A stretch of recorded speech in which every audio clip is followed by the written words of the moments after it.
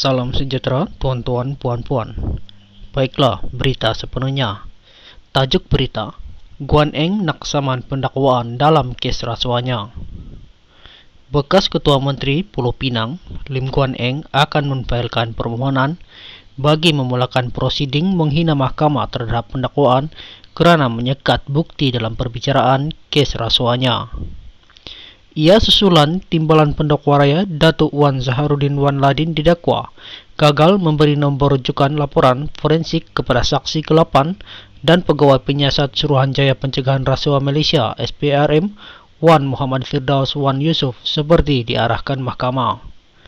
Peguam Guan Eng Gobind Singh Dio ketika pemeriksaan balas terhadap Wan Muhammad Firdaus berkata, laporan itu membabitkan salinan digital perbualan WhatsApp antara pengarah konsortium Zenith Sdn Berhad, CZCSB Datuk Zarul Ahmad Muhammad Zulkifli dan ahli perniagaan G. Jinanaraja. Katanya, salinan WhatsApp itu yang dikemukakan ketika perbicaraan kes menipu dihadapi Jinanaraja di Mahkamah Session sealam sebelum ini boleh membuktikan RM 2 juta yang diberi kod nama coklat tidak diberikan kepada Guan Eng. Gobind, kamu sebagai saksi mempunyai akses penuh kepada pendakwaan dan Wan Zaharuddin, Wan Muhammad Firdaus, betul? Gobind, mereka pendakwaan sudah tentu tahu kes mana salinan WhatsApp yang dirujuk. Wan Muhammad Firdaus, tidak pasti. Gobind, tidak tanya mereka ke? Wan Muhammad Firdaus sudah tanya. Gobind, apa jawapannya?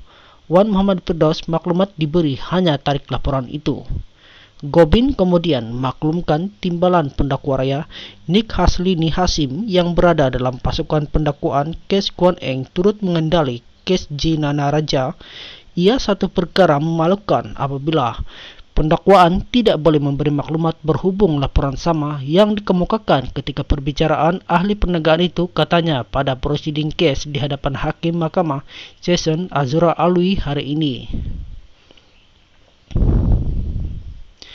Guan Eng 61 berdepan pertuduhan pindaan menggunakan kedudukan sebagai Ketua Menteri Pulau Pinang untuk menerima rasuah RM 3.3 juta dalam membantu syarikat milik Zarul Ahmad bagi mendapatkan projek pembinaan bernilai RM 6.381.383.702.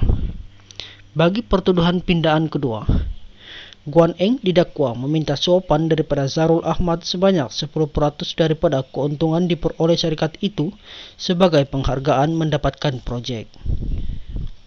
Bekas Setiausaha Agong DAP itu juga berdepan dua pertuduhan menyebabkan dua lot tanah bernilai RM 208.8 juta milik Kerajaan Pulau Pinang dilupuskan kepada dua syarikat yang didakwa mempunyai kaitan dengan projek terowong dasar laut itu.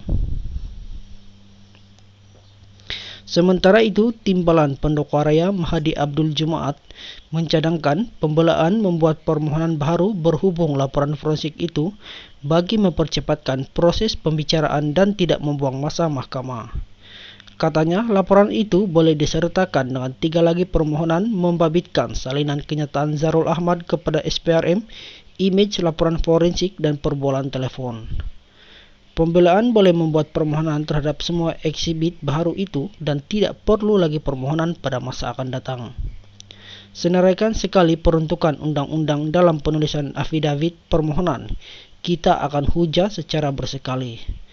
Kes Jinanaraja di mahkamah juga sudah diklasifikasi sebagai tiada tindakan lanjut NFA.